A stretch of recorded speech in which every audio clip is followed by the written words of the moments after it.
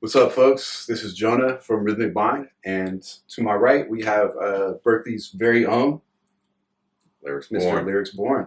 Thank you for coming out. Thank you, man. Appreciate it. My Appreciate pleasure. it. My pleasure.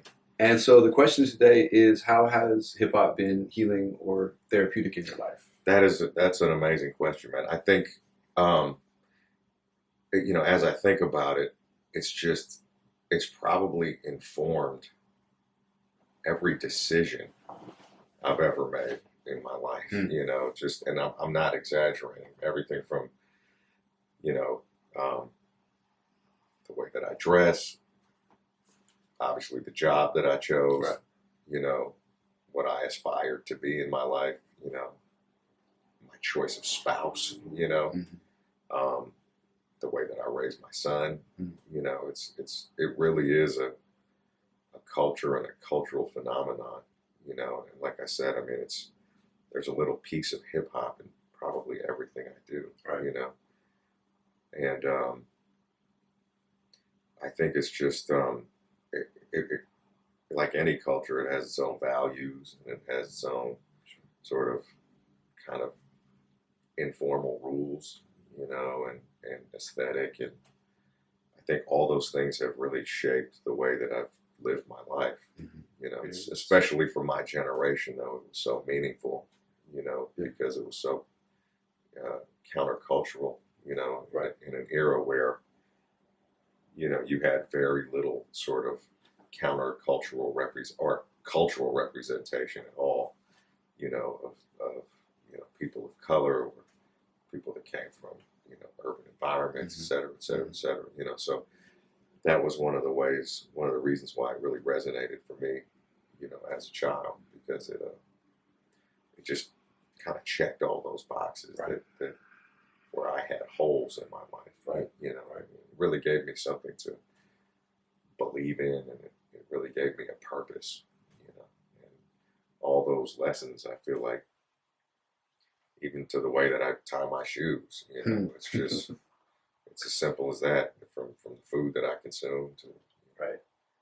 So it's really permeated throughout everything, your whole life. everything. And from that, it sounds like there's been tremendous benefit from that. That's a very positive thing if I'm hearing you. Yeah. Like that's so it's been a healing aspect in your life Yeah. across like every aspect of your life. It's really enhanced all of your life. If I'm hearing you Absolutely, correctly. absolutely. Right. And I think I attribute a lot of that also to the era that I came up in. Yeah. Like I was a kid listening to hip hop in the 80s, Mhm. in the late 80s, a young teenager, or late, 10, 11, 12, 13 in there, listening to Public Enemy, Eric B. and Rakim. KRS-One's hugely influential at that time. I mean, it was everything from, you know, Fight the Power, at that time, to KRS-One had a song called Beef, it talks about the virtues of being a vegetarian at a time where people thought you were crazy if you were a vegetarian. Not even a vegan, but a vegetarian.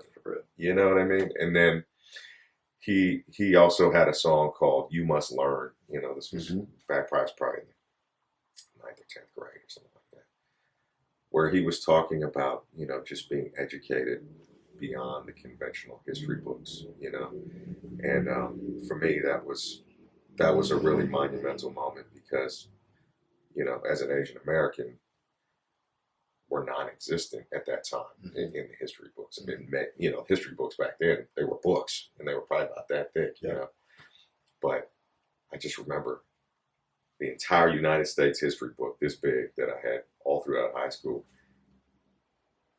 They only mentioned Chinese railroad workers, and that was like this big.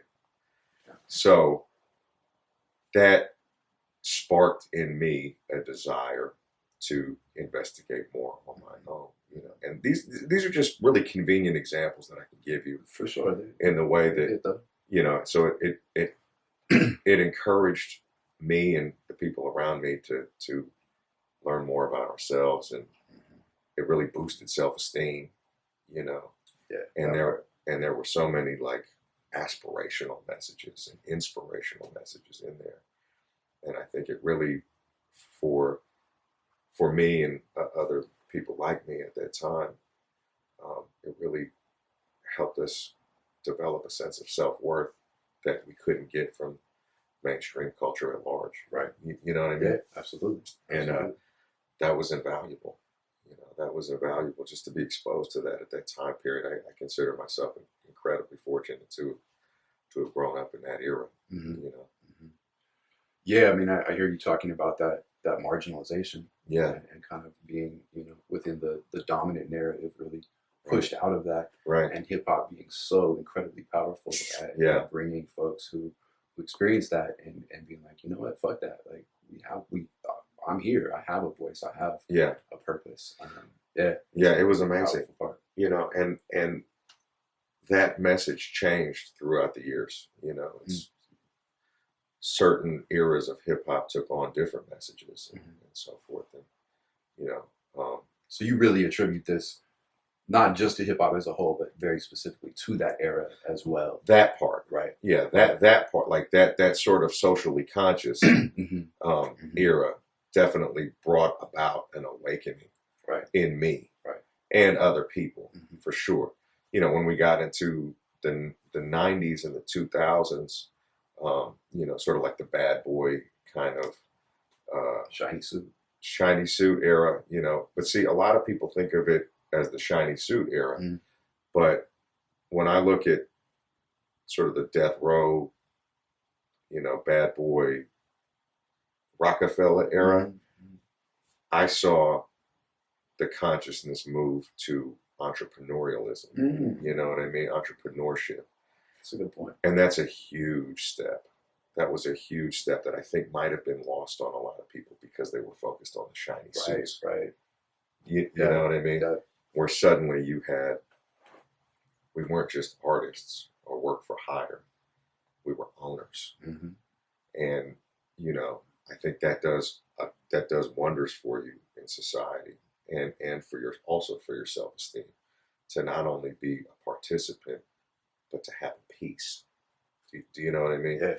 And it's really important. And I think that, so like I said, I mean, sort of when you track the trajectory of hip hop, I mean, the way that it's morphed and changed over the years. It's more than just music. It's more than just music. It's culture. Um, it's like societal progress.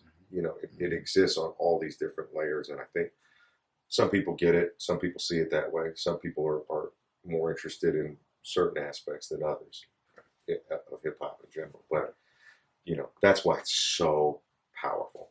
And that's why it continues to be so powerful, because it just exists on so many levels and it affects so many people, you know.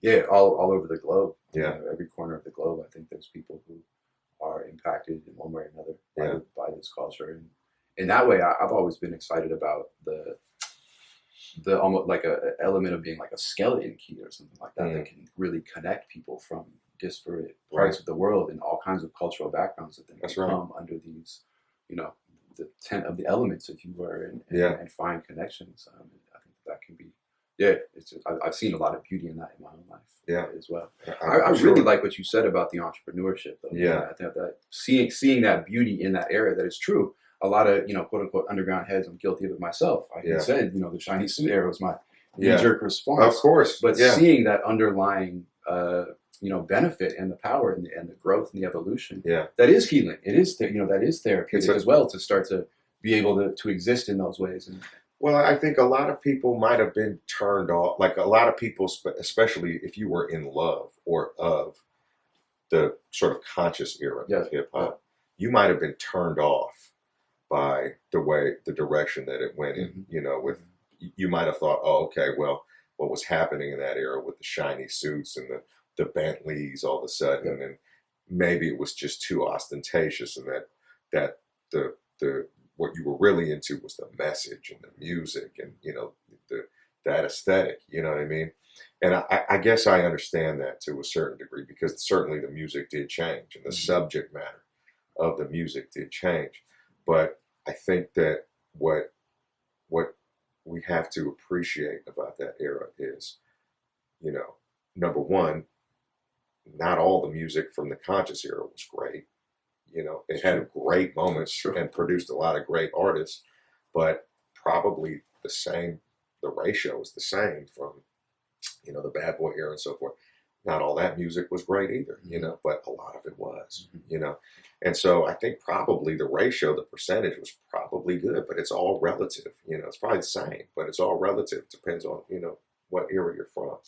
But the fact of the matter is, I mean, if you're strictly talking about it from, you know, a young person of color in particular, if you're talking about a situation where, you know, you're sort of historically excluded or beat down, you know, or your psyche is beat down, to see these images of people who are in the same position as you, who have been historically excluded, you know, historically beat down, ascend to this level where not only do we have a seat at the table, we've created our own table, you know, that does so much for you to believe in what the possibilities were for your life. You know, I mean, you gotta understand, I'm Japanese American, right?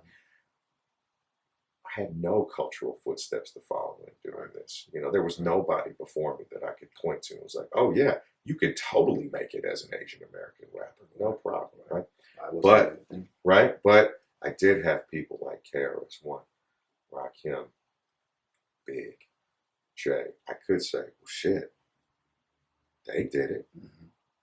Why can't I? You know what I mean? So it goes even further than maybe even they thought. It ripples out even further than maybe they thought it could, you know. So I say all that to say, you know, if you really look at it holistically, man, you know, and you study every era, there's something there that's going to help you propel if you're looking at the right things. You can point to that's going to say, oh, okay, if I follow in their footsteps, if I read the same books, if I study the same business moves, if I, you know, say the right things, and you know, and I have the same kind of people skills, you know what I mean? I can ascend to a certain level too, and that kind of inspiration is amazing. You know, it just takes people on a journey that they wouldn't have otherwise thought was possible. You know, and that does wonders for your self-esteem. You know, not only individually but for a group, and it transcends color lines and, you know, just sort of racial barriers. And, you know, it's amazing. It really is. Yeah, it really is. What about in terms of like the music itself and like your music? Do you find healing and or therapy through your own musical expression? I mean, we're talking about the culture as a whole, but even a little more of a micro focus on your engagement with it. Where do you find that there? Absolutely. You know, I mean, I'm an artist at heart. I mean, I'm a performer at heart. It's not, for me, it's not a job. It's a purpose. You know, if I don't do this, take money out of it. If I don't do this, I lose it. I mean, I literally lose it. Like people tell me all the time, you haven't written in a while, have you? Because you're acting like an asshole. You know what I mean? Or you haven't performed lately, have you? Because you're acting like an asshole. You know what I mean? I need it. I have to have it in my life as an outlet, you know, to create. You know, maybe in a different time period, in a different era, maybe I would have been a painter, maybe I would have been a sculptor. Who knows? I don't know. You know, but I grew up in the era that I grew up in under the circumstances that I did, and it made me a rapper, you know, and a performer, you know, and now an actor. So I take those, I need those outlets, you know, and, you know, to be able to write the songs that I write,